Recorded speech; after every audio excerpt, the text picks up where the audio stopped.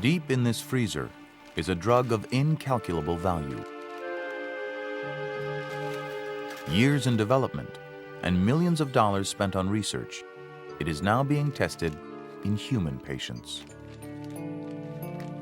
It's an experimental cancer drug called endostatin, and if it works, it could profoundly change the way we treat cancer.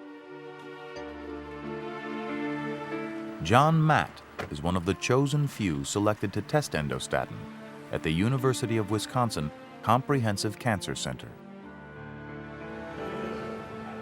He is part of what some have called the most anticipated clinical trial in medical history.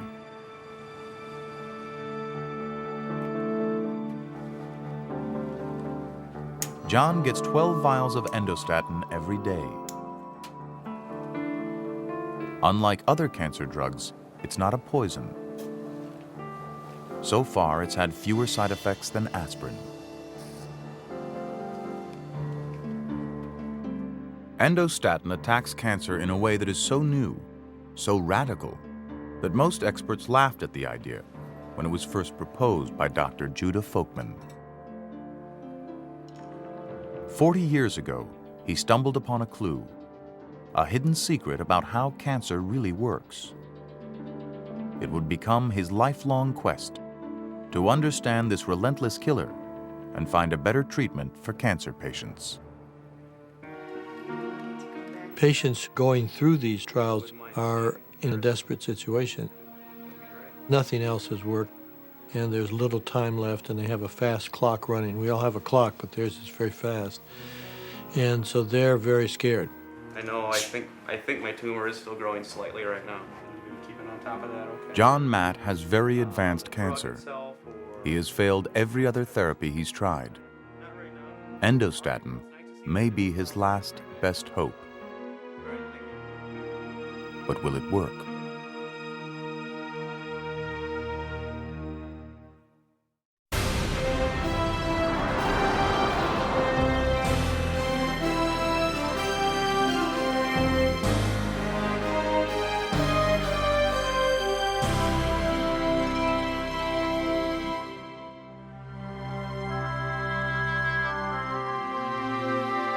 Major funding for NOVA is provided by the Park Foundation, dedicated to education and quality television.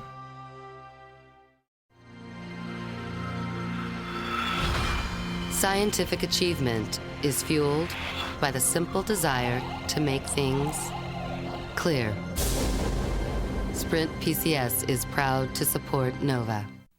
This program is funded in part by the Northwestern Mutual Foundation. Some people already know Northwestern Mutual can help plan for your children's education. Are you there yet? Northwestern Mutual Financial Network. And by the Corporation for Public Broadcasting, and by contributions to your PBS station from viewers like you. Thank you.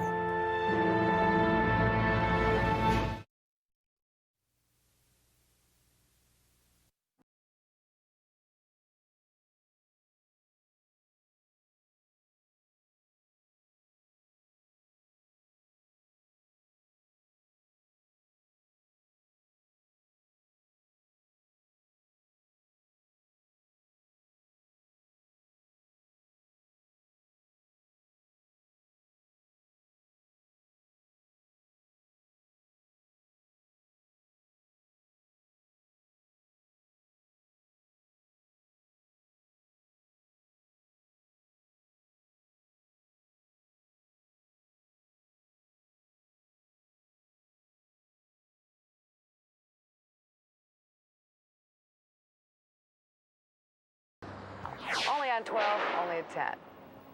Kathy and Jerry, this is more than just a story. Dwayne Gay is a well-known reporter in Milwaukee. Wisconsin. It's really the inside story of two family farmers. In August of 1997, none of his viewers knew that Dwayne had just received the worst news of his life. I was told not only is there extensive cancer in your lungs, numerous tumors, but we've found a large tumor in your liver. You know, here we were just married 1 year and planning a long life together, and now we're being told that I probably won't be around in 6 months. Dwayne and his wife Terry stopped building the house they had dreamed about for a decade and started on a long, difficult medical odyssey. He had extensive surgery, followed by months of chemotherapy.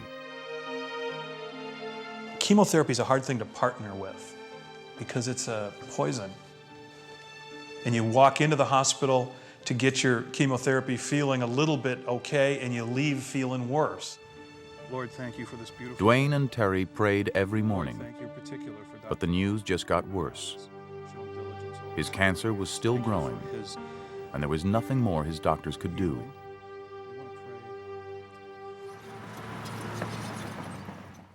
Trying to assess whether 80 miles whether he's a away, candidate. in Madison, Wisconsin, Jim Thomas was inundated with patients trying to get into the endostatin clinical trial. Over 4,000 patients were interested in enrolling in the trial. The total number of patients is probably going to be in the low 20s as far as how many patients will actually receive endostatin here. This is Mr. Gay. He's a 44-year-old gentleman. This is how the most important decision in Dwayne Gay's life will be made. His chances of getting into this study are slim. He has to have the right kind of tumors in places where they can be monitored and easily biopsied. Probably the best one would be to biopsy this lesion here. There's some very accessible tumor. This gentleman is certainly an excellent candidate, so I think we'll approach him and ask him about entering into the study. Sounds great. You have a good connection. In June of 2000, Dwayne Gay received his first infusion of endostatin. From now on, he has to come to the hospital 7 days a week. It's a full-time commitment. That goes directly into the blood? For the next couple of months, this is my job. And it's a 6.5, 7-hour day on the easy days. But I think it's a small price to pay when you think about it. I've worked a lot harder at things for less. Would be at. This is a phase 1 clinical trial, and the dose starts out very low. The doctors are mainly looking for side effects, but the patients want endostatin to stop or shrink their cancer. Patients that are going on to phase 1 trials, they really are heroic in many aspects. We really can't advise them about whether something might make them very sick. We have no idea whether it's going to be effective or not. It's good, thanks. We had been praying so much about it. I don't want to sound over dramatic about it, but I'll tell you the way I look at it. It's a war. And this is an enemy that has stolen too many lives and drained misery onto too many families. But I feel honored and humbled to be a soldier and hit that beach. And that's honestly the way I feel about it right now. This is Children's Hospital in Boston, an important battlefield in the war against cancer, and where endostatin was discovered in the laboratory of Dr. Judah Folkman. It was a hard-won discovery. 40 years of complex science that has profoundly changed our understanding of how cancer works. When the history of medicine is written, it will be a story of a tremendous impact that was at the beginning poo-pooed by his colleagues, at the end proven to be what he said it would be, and to have real, honest-to-goodness, practical value in the lives of patients, which is what Judah started out to do. Today, treating cancer often involves extreme measures and some of the most poisonous substances known. Conventional cancer drugs, most of which are still derivatives of basically the mustard gases used in warfare in World War I and are really toxic to any cell, have the known side effects of you losing your hair, losing your immune response, affecting your intestinal tract. Another problem with chemotherapy is drug resistance, which occurs when cancer cells mutate and become resistant to drugs that once worked on them. But endostatin doesn't attack the cancer cells at all. It goes after normal cells, the ones that feed the tumor and allow it to grow. Starving cancer by cutting off its food supply was Dr. Folkman's revolutionary idea, which arose almost by accident more than 40 years ago.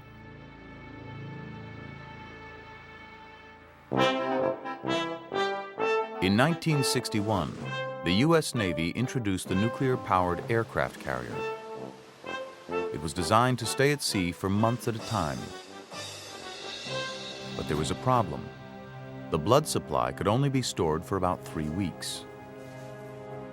To help find a long-lasting substitute for whole blood, the Navy drafted young doctors, among them a surgeon named Judah Folkman.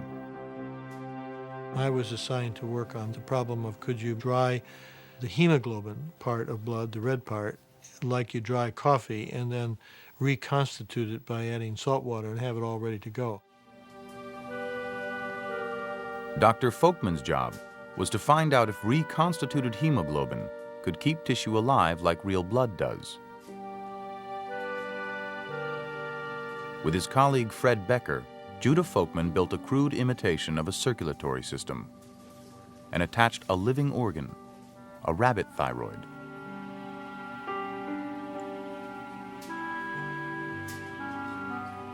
When the pump was turned on, the hemoglobin began to circulate. And sure enough, the thyroid gland thrived. Then Dr. Folkman tried something that would turn this blood experiment into a 4-decade quest to understand cancer. To see if the hemoglobin solution could not only sustain an organ, but support new growth, Dr. Folkman injected the fastest-growing cells he knew, cancer cells, harvested from a mouse. Before long, tiny dark tumors emerged on the thyroid gland. Then, the tumors did something almost never seen before. They just stopped growing. We thought maybe they died. And so to see if they died, we took them out of the thyroid gland and put them back into the donor mice. To their amazement, the same cells, now in the mouse, came back to life. But why? Why would the tumors grow so ferociously in the mouse, but not in the living thyroid gland? Under the microscope, Judah Folkman could see only one difference. And the difference was that in the mouse, we found many, many blood vessels had come into the tumor. And in the thyroid gland, there seemed to be no vessels growing into the tumor. Had Dr. Folkman stumbled on one of cancer's hidden mysteries? Did blood vessels play some role in cancer growth? I had a feeling this is really something important, but I didn't have any idea that it would be some 30 years to try to understand the process by which tumors are able to recruit their own private blood supply and just keep going. After the Navy, Judah Folkman returned to his surgical training. His talent was legendary and his rise meteoric. Within 5 years, he became the youngest chief of surgery ever appointed at Children's Hospital. The only problem was, he had no formal training with children. There he was, ensconced in that job, without much knowledge of what it was all about. And so Harvard sent him to me for training, my training program, usually 2 years, and they gave me 6 whole months to do it. And they probably knew that Judah could do in 6 months what most people did in 2 years. A rising star among surgeons, Judah Folkman would soon risk everything he had accomplished because he could not forget that experiment in the Navy. Every time he removed a tumor, he would see blood vessels and wonder if they held the key to cancer growth. By the late 1960s, Dr. Folkman began spending nights and weekends in the laboratory. He was developing a new theory about cancer. He called it angiogenesis, an old-fashioned term which means new blood vessel growth. A tumor, he believed, could not grow larger than the head of a pin without a blood supply. And he suggested the tumor secretes some mystery factor that stimulates angiogenesis, the growth of new blood vessels, which nourish the tumor and allow it to grow.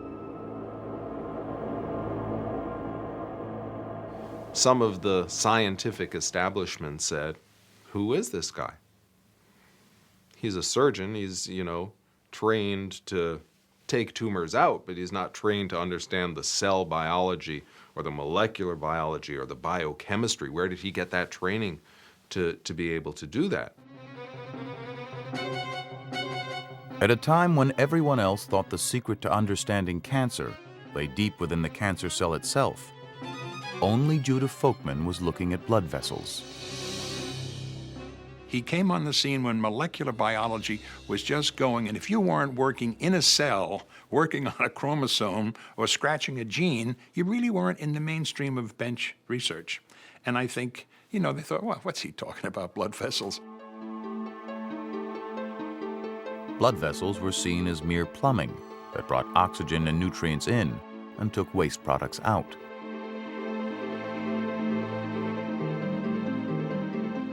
What's more, everyone believed that angiogenesis, or new blood vessel growth, only occurred under very specific circumstances. In the developing embryo, during menstruation, and to heal wounds. The idea that tumors recruited their own supply of new blood vessels seemed ludicrous to most scientists. One very distinguished pathologist said, angiogenesis is just inflammation.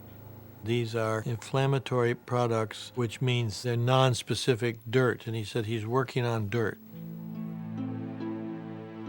But the idea that met with the most resistance was his stunning speculation that if new blood vessel growth to the tumor could be blocked, the tumor could not grow.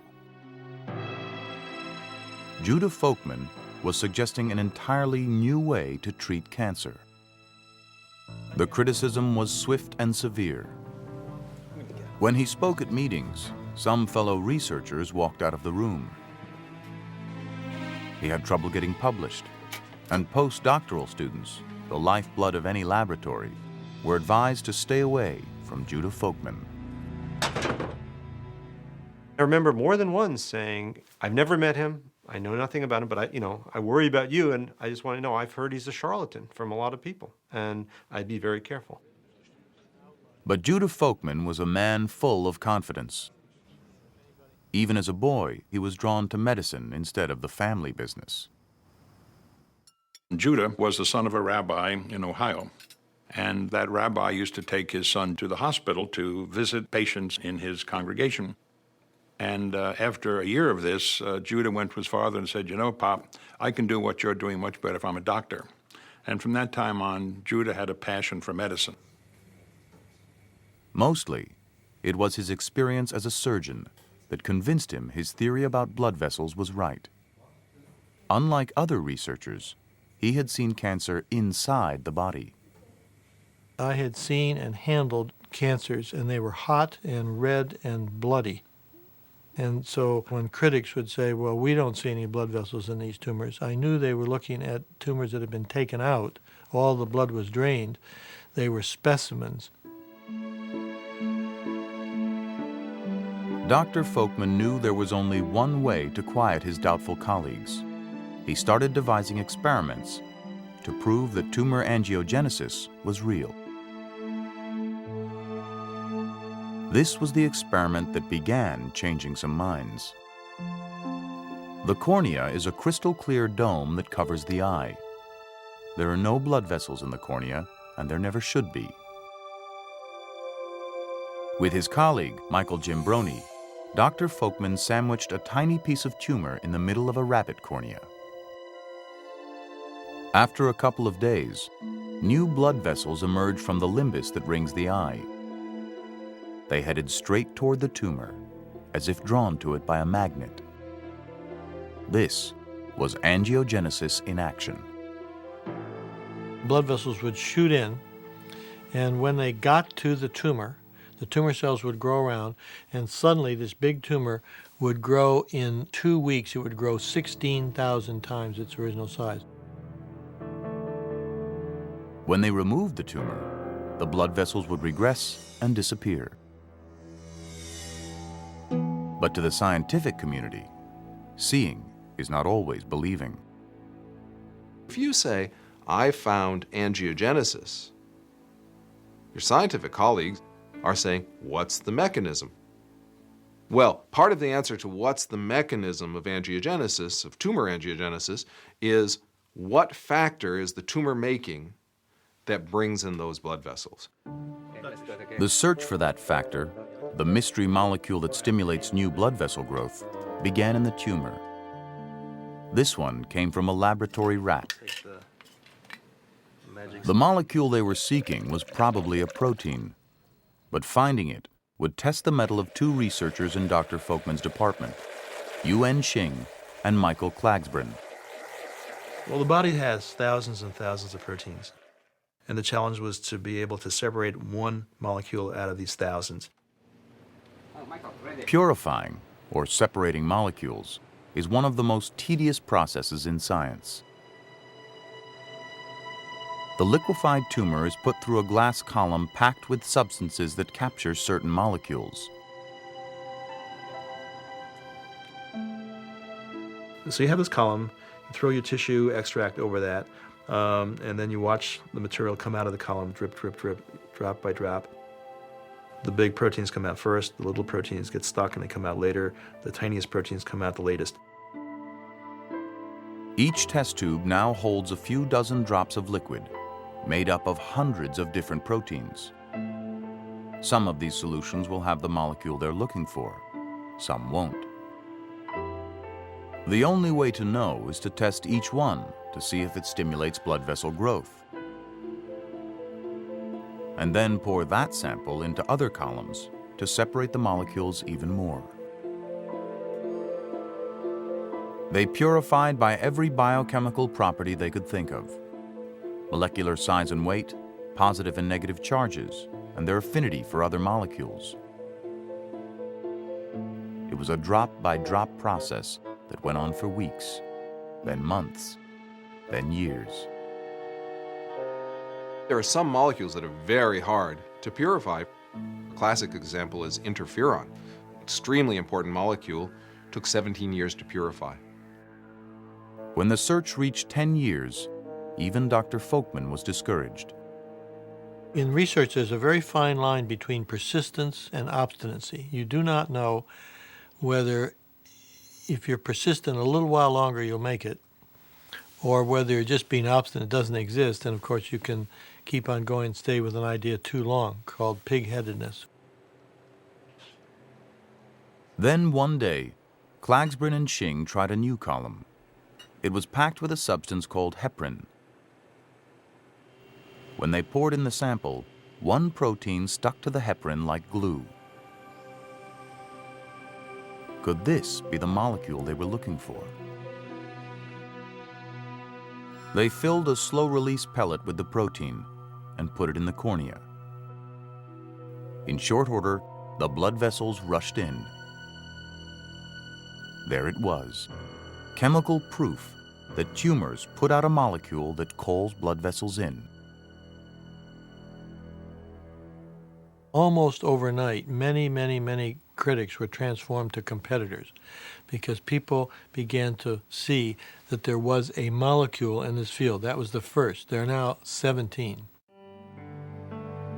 Finding molecules that stimulate new blood vessels to grow proved that angiogenesis was real. But Dr. Folkman wasn't satisfied. He wanted to find a molecule that did the opposite, inhibited new blood vessel growth, because that might lead to an entirely new way to treat cancer. I said we've got to begin to try to find something that will stop blood vessels from growing, but we didn't know how to find anything like that. And we called these angiogenesis inhibitors, but they didn't exist.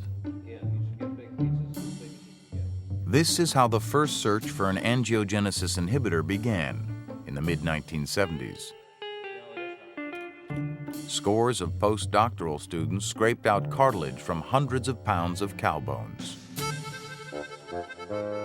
It was Dr. Folkman's idea that cartilage might contain the molecule they were looking for. It was Bob Langer's job to find it. If you look at cartilage in the embryonic state, it actually does have blood vessels, but when you get to a newborn, it doesn't. So the thinking was that maybe cartilage or cartilage cells make something that cause the blood vessels to go away. Bob Langer used chemicals to break down the cartilage, releasing the protein molecules. In this liquid, the search began for an inhibitor of angiogenesis, a single molecule that could block blood vessels and maybe stop tumors from growing. Once I got those chemicals out, I could put it over what are called different columns that help purify out different molecules.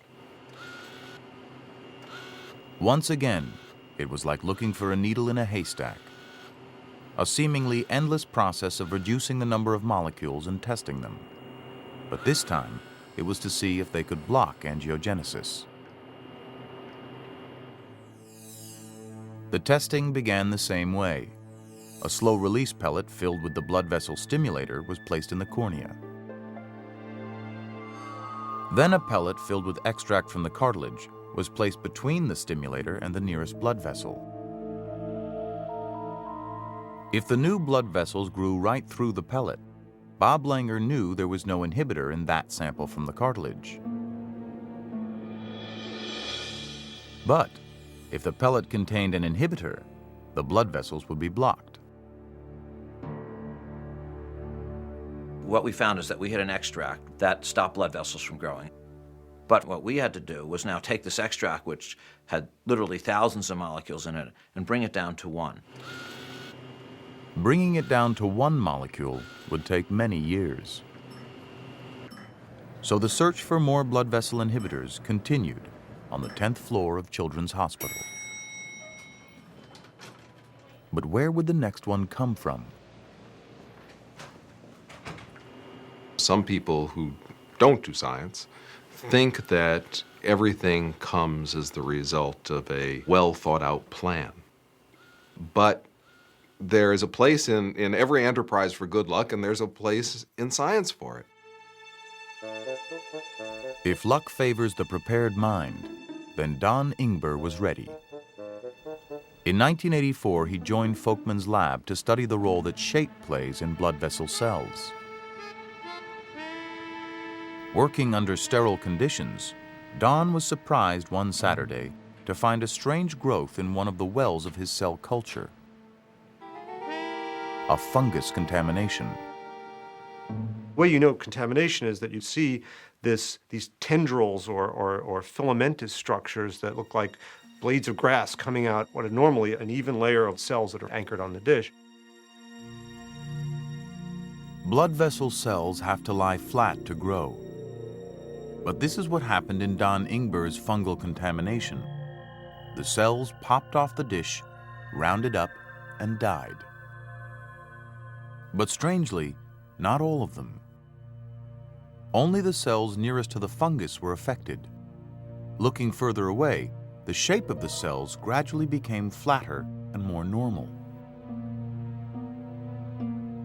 The idea went through my head that maybe this fungus was secreting something that could control shape.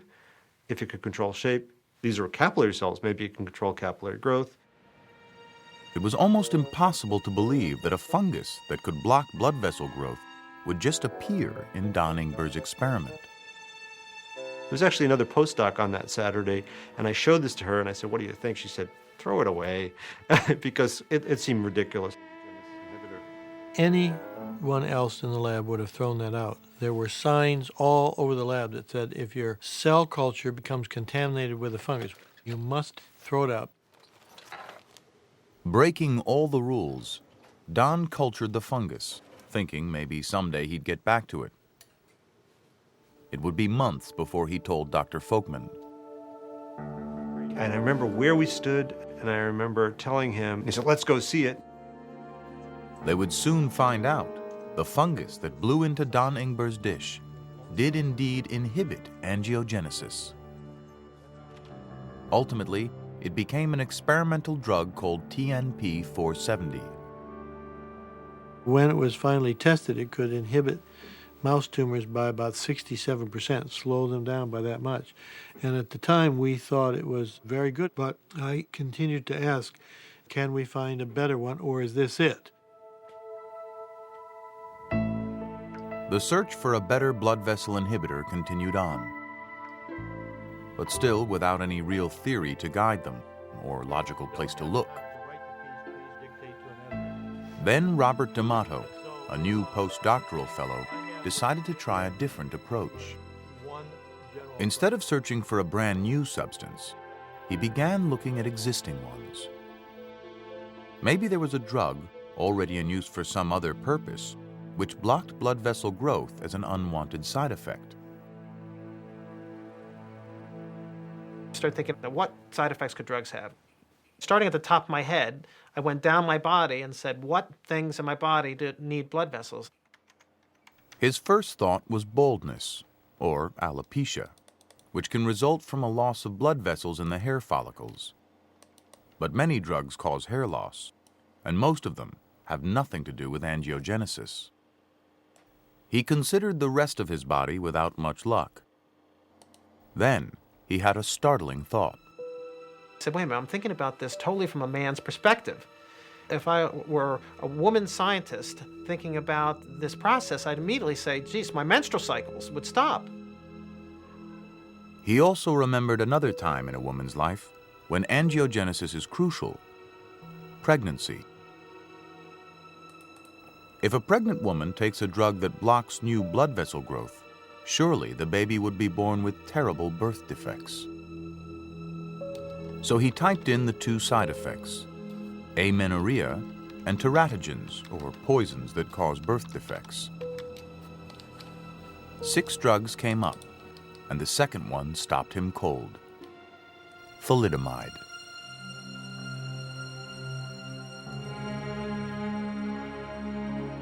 In the 1960s, thalidomide was prescribed liberally in Europe to ease morning sickness.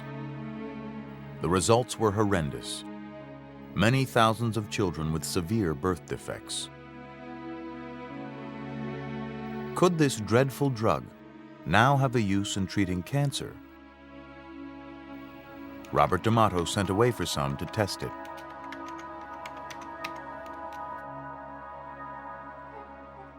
By now, Dr. Folkman's lab had developed a new test for angiogenesis: fertilized chick eggs. They were cheap, abundant, and fast. The egg is carefully cracked to avoid harming the embryo inside. At this point, the chick embryo is little more than a crude circulatory system. After 2 days in an incubator, the chick egg is ready for the test. A pellet impregnated with thalidomide was carefully placed on the egg. 2 days later, we take the chicken egg out, we look at the thalidomide, and the blood vessel grew right through the thalidomide. It didn't inhibit blood vessels at all. But then Robert remembered something important. For thalidomide to be active, it had to be broken down by the body. He tried the test again with the metabolized version.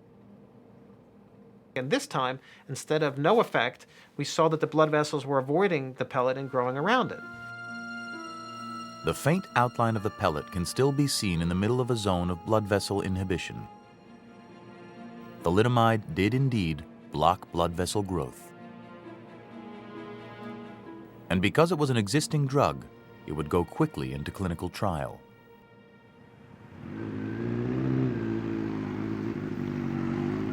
In 1997, at the Arkansas Cancer Research Center, Dr. Bart Barlegee became one of the first physicians to try thalidomide with cancer patients.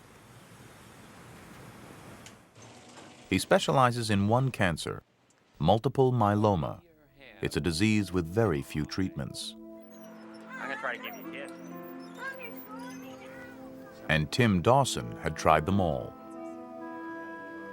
At 40 years old with a young family, Tim had failed the only two known treatments for myeloma, chemotherapy and bone marrow transplant. Then Dr. Barlaghi suggested thalidomide. When I first heard the name thalidomide, I didn't realize it was the drug that caused all the problems, that all the birth defects. And I couldn't figure out how that was going to work. With no other options, Tim started on the highest dose, 16 capsules of thalidomide every day. 4 weeks later, he showed up, and he didn't look so bad. And we did our blood tests.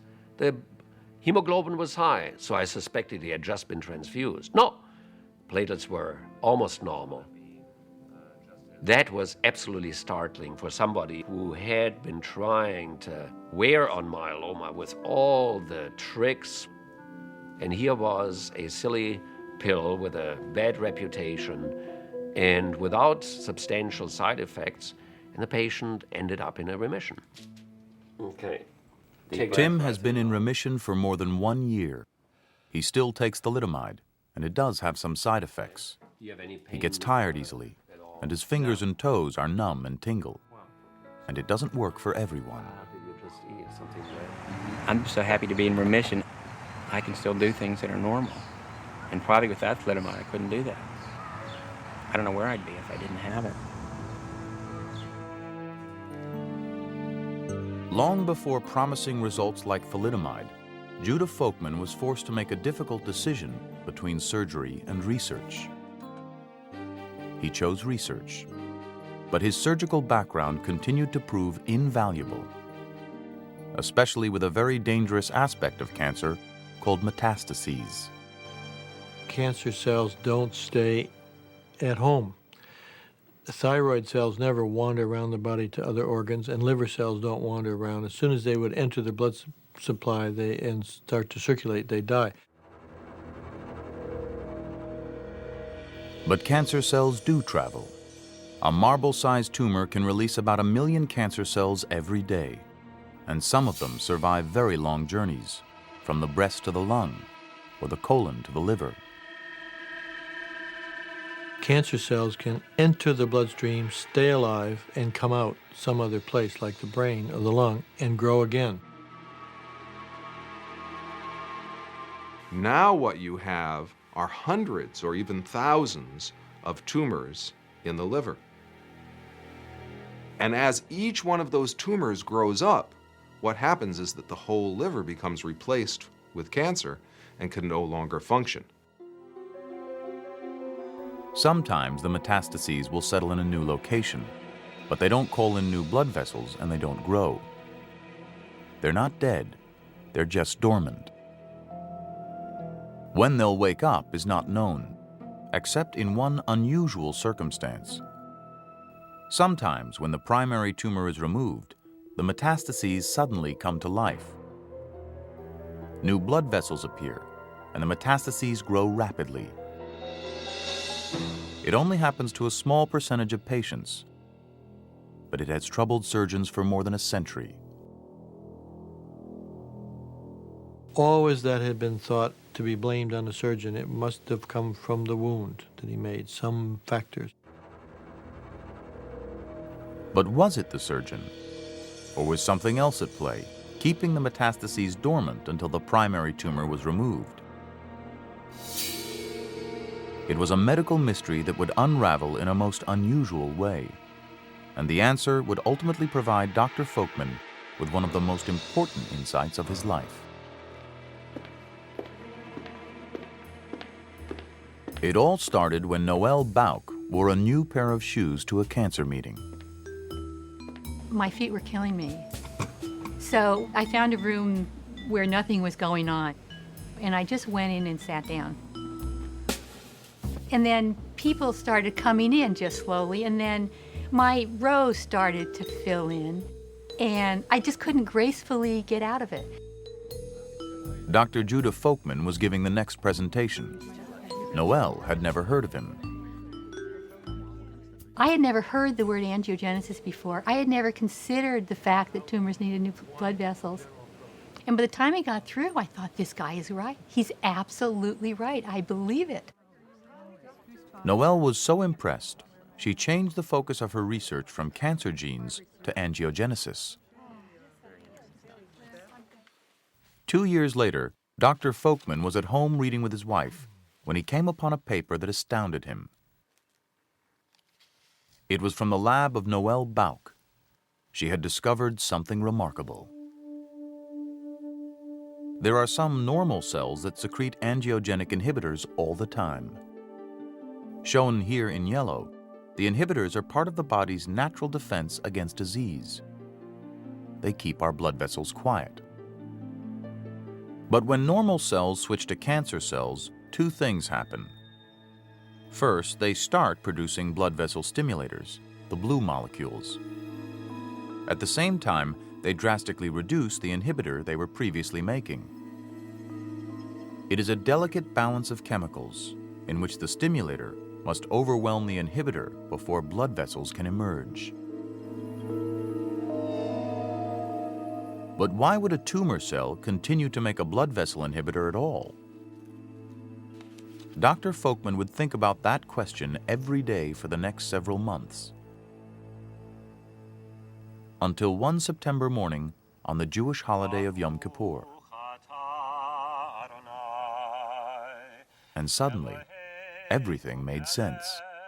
It was exactly 10 o'clock in the morning. I can remember exactly we were in the corner. I can remember the seat we were in. Because suddenly it explains everything. In the back of a Boston synagogue, Dr. Folkman finally understood that century-old mystery about metastases. When the primary tumor is in place, it makes a small amount of inhibitor, the yellow substance. It's not enough to overwhelm the much more abundant blue stimulator. But the inhibitor is very stable. It can survive the long journey through the bloodstream to the distant and much smaller metastases, preventing them from calling in new blood vessels. But when the primary tumor is removed, the source of the inhibitor is also taken away. Now the metastases are able to call in their own blood supply and grow. Suddenly, it was crystal clear to Dr. Folkman that the powerful blood vessel inhibitor he'd been seeking for decades could be found in the primary tumor itself. Now, all he had to do was inspire one of his students or colleagues to look for it. Nobody would do the experiment in 1989 nor 1990 and kept saying, this is a great experiment. In 1991, no one would do it, and Michael O'Reilly came to the lab in July of 91.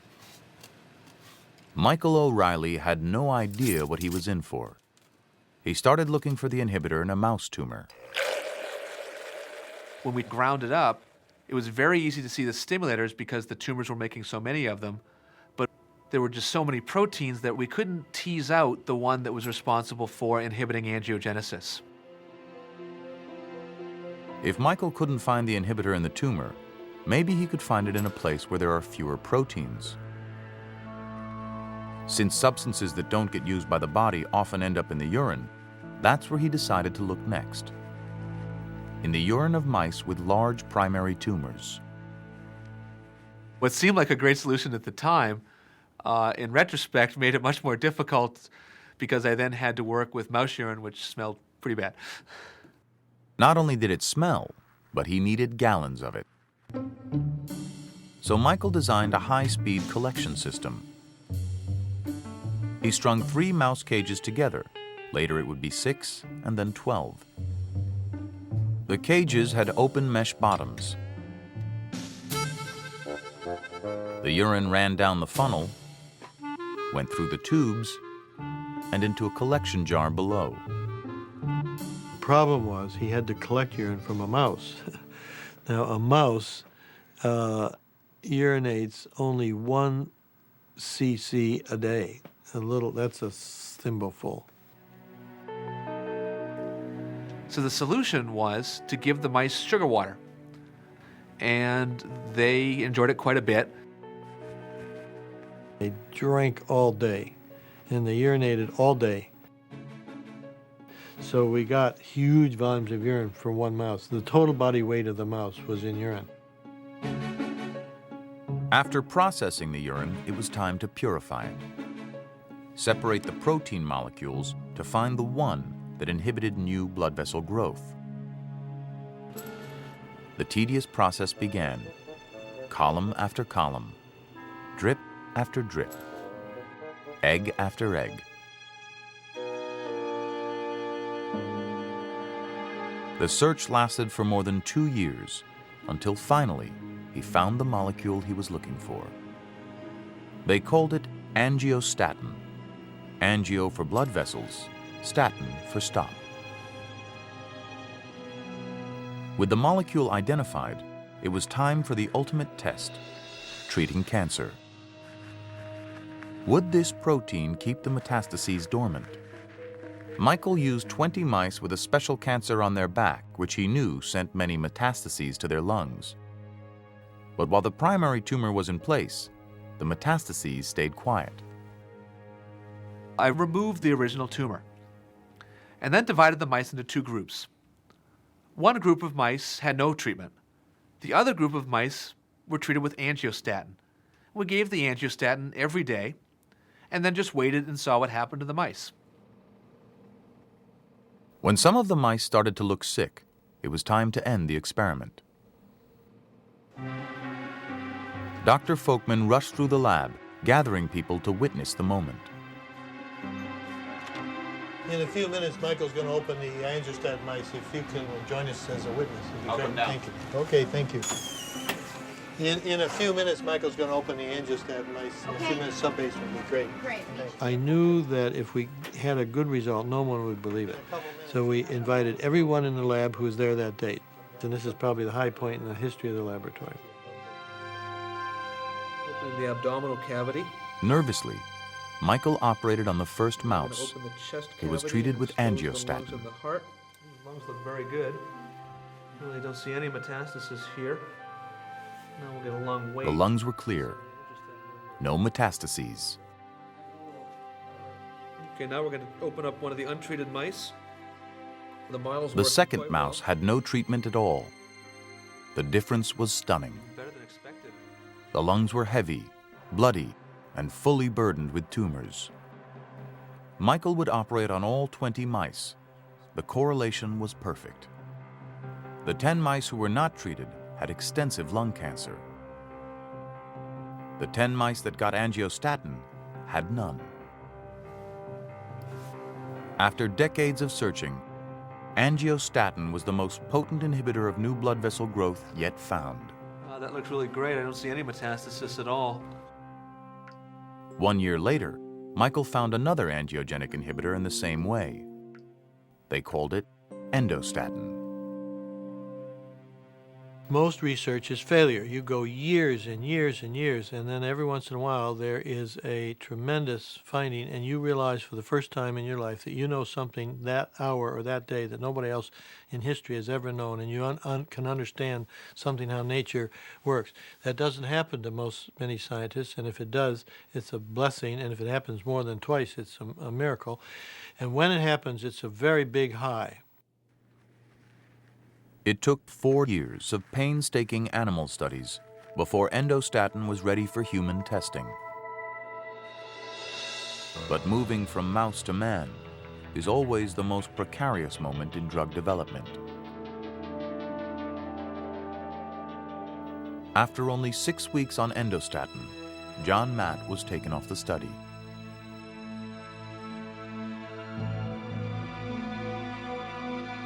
His cancer was still growing, and complications set in. 4 months later, he died at home with his family.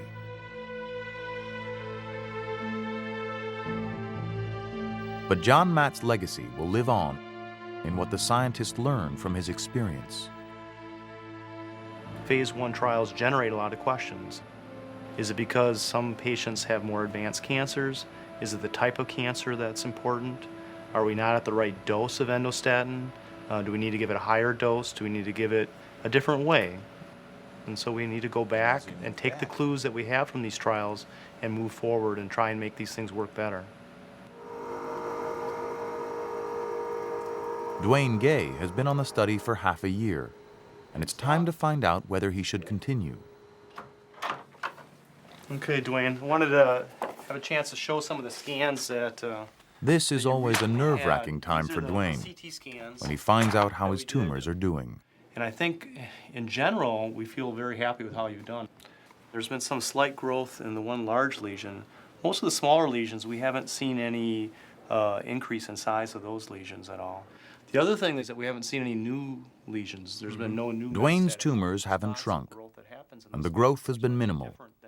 So he'll continue on endostatin until the next assessment in 8 weeks. I think it's good news when I don't see things getting a lot worse. To cancer patients like Dwayne, stable disease is an enormous victory. Feeling hopeful about the future, Dwayne and his wife Terry moved into their dream house in the fall. I think it looks good. Okay. All right, are you ready? And this year, they celebrated a Christmas they never thought they'd see together. Merry Christmas, our first tree. That's beautiful. We can fully appreciate and live our lives in this home, with great joy and happiness because I feel good. I mean, you know what a blessing that is? Dwayne's experience on endostatin may represent the beginning of a change in how physicians treat cancer patients. It offers an opportunity to manage cancer rather than cure cancer. And I think that's the future. It's one that's going to be more like tuberculosis was years ago. It wasn't a complete immediate cure, but it was then managed and progressively over time became really something that's a smaller part of our fears in life. Today, in addition to endostatin, there are almost 24 drugs in clinical trial that block blood vessels. And they're beginning to be tested on other diseases. If you look at each medical specialty, you find diseases which are angiogenesis dependent. There's arthritis, psoriasis, there's macular degeneration, and many others. When I look out at the future, I see a world of people working on angiogenesis. Every month, new angiogenic inhibitors are going to be found. They're going to be used in novel ways. People are going to combine them in ways that we're not thinking about now. In the first year of the endostatin clinical trial, 61 patients received the drug. As the dose increased, endostatin began showing significant biological effect, good enough to justify continued testing of this drug. In future trials, the dose will continue to escalate, and new methods of delivering the drug to the patient will be tried. In searching for a better future for cancer patients, Dr. Folkman has created a powerful new field of medicine. Today, thousands of researchers around the world are working on angiogenesis. And Judah Folkman is no longer a lonely warrior in the battle against cancer. A short time before this program was broadcast, Dwayne Gay was removed from the endostatin clinical trial. His tumors had grown beyond the strict limit allowed by the University of Wisconsin's endostatin protocol. He is now taking a new angiogenesis inhibitor and hopes to get back on endostatin when a new protocol is approved.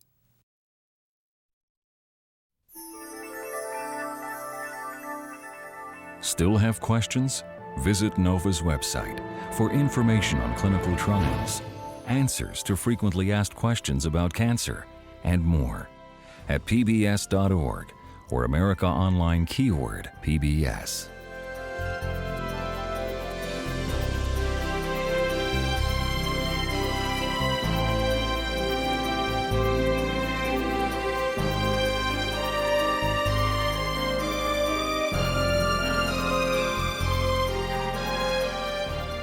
To order Cancer Warrior on video for $19.95 plus shipping and handling, or the companion book, Dr. Folkman's War by Robert Cook for $25.95 plus shipping and handling, please call 1-800-255-9424.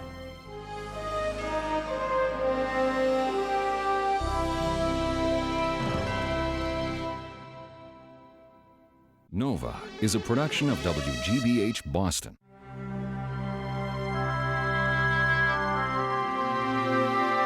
Major funding for Nova is provided by the Park Foundation, dedicated to education and quality television. This program is funded in part by the Northwestern Mutual Foundation. Some people already know Northwestern Mutual can help plan for your children's education. Are you there yet? Northwestern Mutual Financial Network.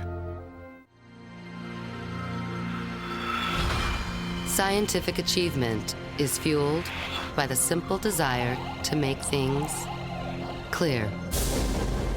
Sprint PCS is proud to support Nova. And by the Corporation for Public Broadcasting, and by contributions to your PBS station from viewers like you. Thank you.